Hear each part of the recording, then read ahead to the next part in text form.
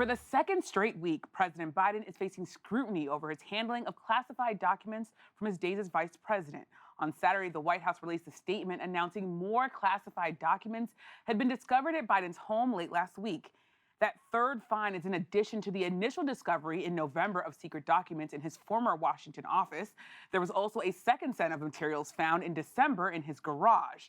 Now, House Republicans, including Representative James Comer, the chairman of the House Oversight Committee, well, they were quick to pounce. The president mishandled classified documents. They're not being transparent with the American people.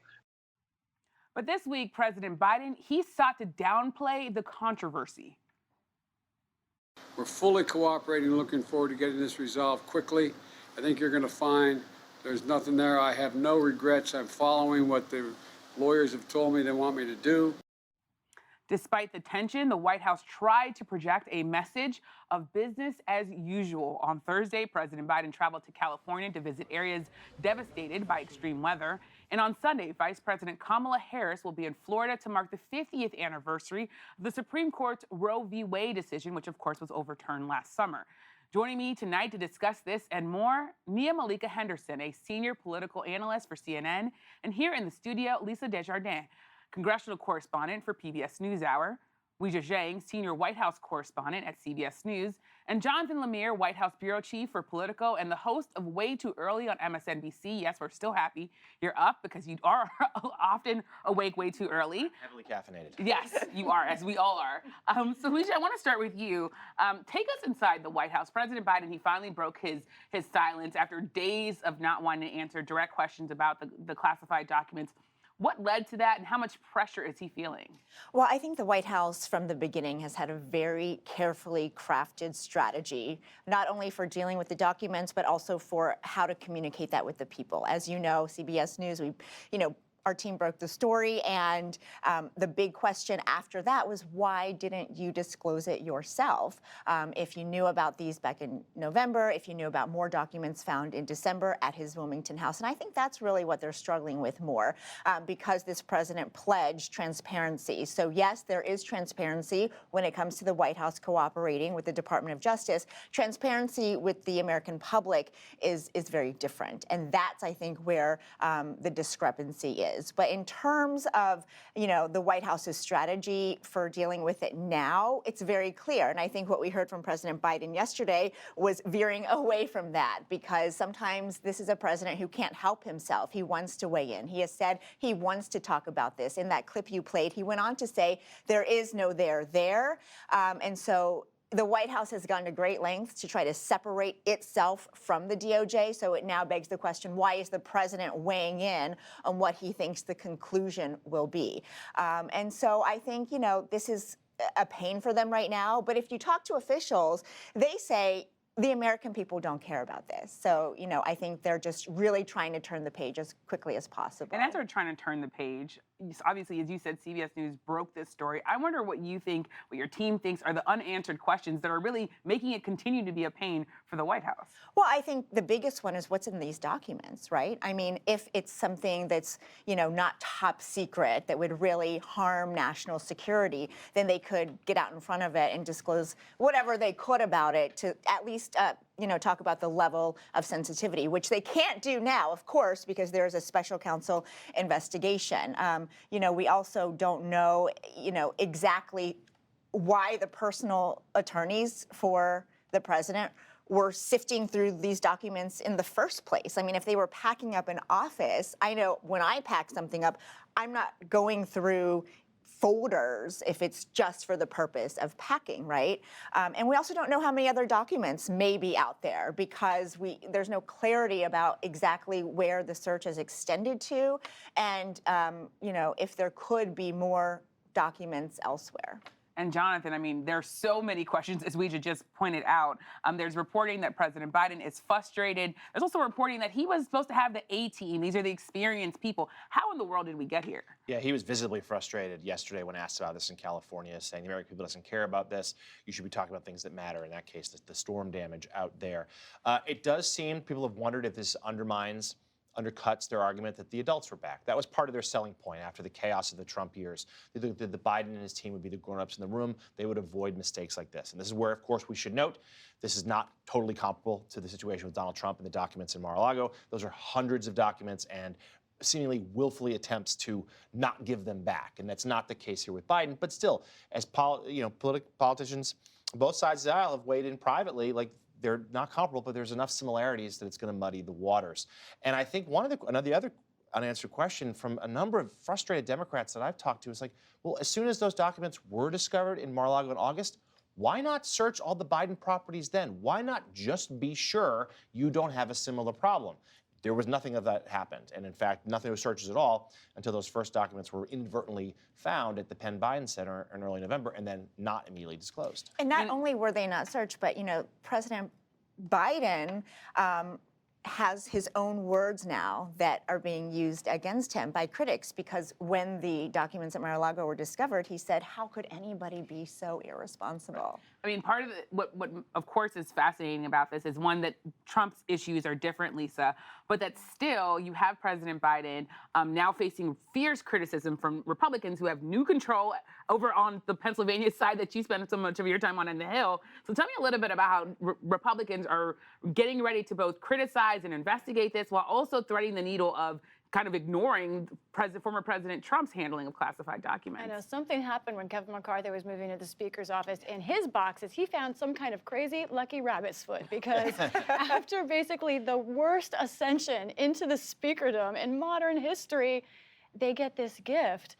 Now, not only had Democrats been smug about the Trump documents for a long time, going back to, oh, what about Hillary Clinton? Now this is another cause for investigation for them.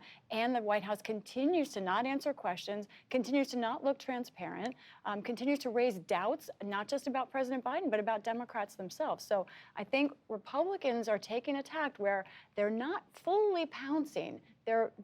They believe that the White House is actually causing enough damage themselves that they can take this more slowly than they usually do with this kind of issue. I mean, fascinating, and in some ways, it's an issue that is playing itself out, as you said, with the White House and sort of having its own problems because they're not able to directly answer questions. Nia, I want to come to you. There's a Quinnipiac University poll that found. Oh, we don't have Nia. Apparently, we don't have Nia. So I ask you, Lisa, there's a poll. We spent so much time when we worked together on polls. So there was a poll that shows 62% of registered voters believing that President Biden acted inappropriately. This includes 85% of Republicans, but also 36% of Democrats. I wonder what that means. Even if Biden's saying, this is different, that the American people are looking at this and saying, this isn't good. Right, that's huge, because remember, the midterms, one of the reasons that Democrats did so well, did better than they were expected, is because their base believed in their candidates and showed up. Republicans had a candidate problem.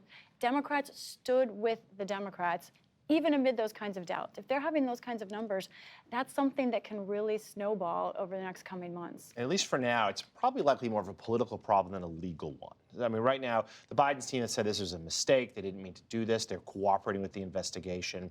They got a special counsel now, too, as does former President Trump. Some in the White House suggest, though, that's going to be a painful process in the short term, but long term, maybe that's even a good thing, because they'll be able to rebut any claims of bias that from the Department of Justice. But it does take a hit right now, for a president who, frankly, was on a real winning streak. The midterms, Democrats did much better than expected. They got a lot of legislation done. Last year, he's received high marks for his leadership, keeping the allies together in the war between Ukraine and Russia. And we were, on the verge of his announcement likely to run in 2024. And this is just a bit of a hiccup here for the West Wing. And Nia, John did say that this could be a hiccup to President Biden. I wonder what you're hearing from your sources, especially when it comes to the way that the American public might see this documents issue. If it complicates President Biden's run possibly for re-election, there are sources telling a number of outlets that he is planning to announce likely after the State of the Union. And listen, that was always the plan. So there might be a sort of a temporary hiccup now. He is sticking with that plan of announcing for his reelection bid in 2024. The Democrats I talk to about this say, listen, this is sort of a tempest in a DC teapot, that it is much ado about nothing. You saw, I think, President Biden echo that today. They think that voters are much more savvy than we give them credit for, that they sort of lived through this with Hillary Rodham Clinton. They lived through this, obviously, see with what happened with Donald Trump as well very recently, and they can tell the difference between whether or not there's something possibly nefarious going on that would possibly warrant something like we saw with Donald Trump versus what we are seeing with Joe Biden. I do think there is something else at play here. Joe Biden, in terms of his political brand, it is that he is different from Donald Trump. He's competent. He's been in public office and public life for many, many years, so that was part of his calling card. There is also, I think, something else. Generally, people think of him as being a decent human being, a decent person, a family man. He goes to church.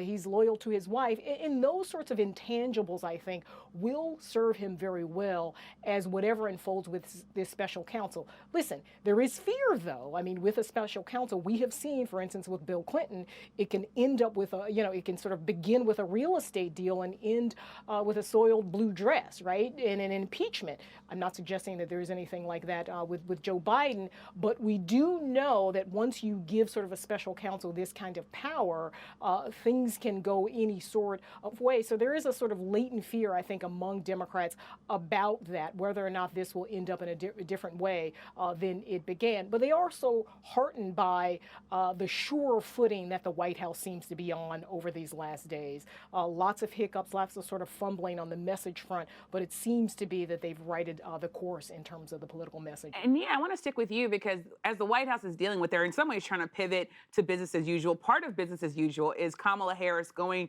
to give this speech about abortion.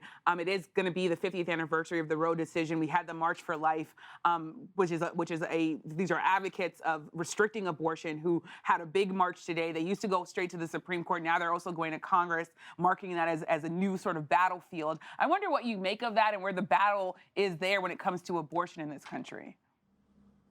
Listen, it's begun again. I think we saw a 50-year battle. It culminated in one way with that Dobbs decision, and we're going to see 10, 20, 30 more years of battles. I think practically we're going to see more births, right, in particular states that have high poverty levels, a high infant and maternal mortality. There is estimates of like 50,000 additional births. So that'll be something that means something practically and economically for women and their families. In terms of politically, I think you're going to see in 2024, the so-called pro-life movement, they are going to try to put up a candidate that wants to have a federal abortion ban.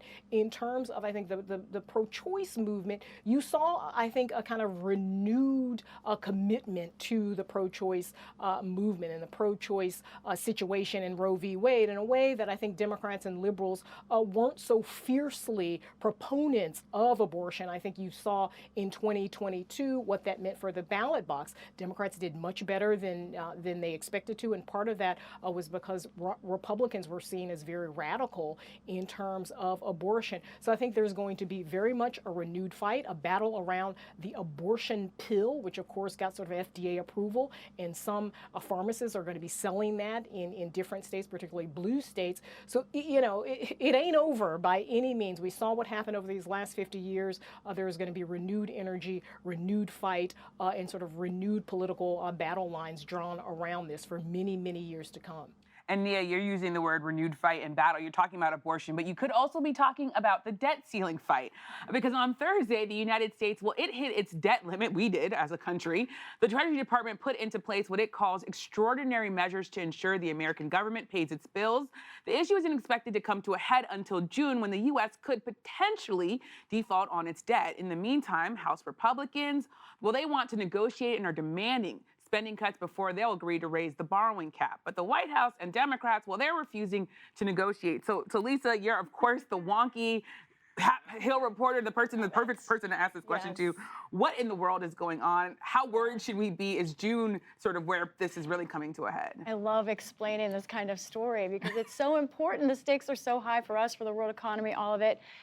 How to do it quickly. I will say this. I think that reasonably, what we have right here is we have Democrats digging in, saying we're not going to negotiate on the debt ceiling. Fine. Debt ceiling as separate from spending. We all get that they are separate. However, Republicans also make a case that we have a very serious debt problem. In the time I've been speaking to you, for example, $2.6 million in debt we've spent as a country. That's $2.6 million than anyone can get their head around just in 1 minute. So there is a real spending problem. Republicans are raising that. The issue is that Republicans now are ready to use kind of scorched earth tactics. And both sides, guys, and you may be picking up this too, I feel like the bases are digging in with righteousness in a way that makes me think that we really could end up with a serious, dangerous situation in June. There's no question to resolve this. They do have to negotiate. I think that's what's going to happen. They will try for some kind of guardrails, maybe on spending, maybe a longer-term process for how the budget can be tackled. But right now, Republicans are feeling like, no, we've got to cut the budget back more than any Democrat's ever going to agree to. And that's really the problem. And today's the microcosm of how that struggle to negotiate is going to play out. President Biden talking in unrelated comments or made an offhand remark. Yes, we'll talk to the other side. Kevin McCarthy immediately puts out a tweet. Yes, let's negotiate. This is what Republicans want to do. White House then puts out a statement clarifying, well, we're not negotiating over the debt ceiling. There's some things we just have to get done. And points out every time that it got done without any hassle during the Trump administration a couple of times when Democrats were the minority. Without any hassle is a stretch. That's their argument. Their arguments without that hassle. But even just talking about this is going to rattle markets. That's the fear, is that this is going to, as we know, this is going to come down to the deadline most likely. But even in the weeks running up to it, as there is a fear that something could happen, there's going to be economic impacts for all of us. And super quick, the other problem here is a lot of the Republicans who are playing this game, who want to go right up to the edge, in a way, they've already won, because what they want is process changes. They want a different way of going about things in the House. So really, how much do they care how much the spending changes now or later? And that's a real issue going down the pike. And Weijia, with all that's going on, Kevin McCarthy says he's accepted an invitation to go to the White House. So what are they going to talk about if President Biden's saying, I'm not negotiating, but yeah, come down to the White House? This is something that John just mentioned. Yes, he tweeted that out, and then the White House responded and basically said, look, there is no invitation on the table to just come and talk about the debt ceiling. We would love to talk about a wide range of economic issues. I will say that my phone rang, and it was White House officials saying, hey, we just want to make sure you saw this statement, because they really want people to know that they're not changing that flag. It's in the ground. They are not going to negotiate. And by the way, there is no date set for any meeting between these two men anytime on anything. So it's a lot of show. No meeting set at any time to negotiate on anything. We have to make sure we underline that point for now. As of tonight.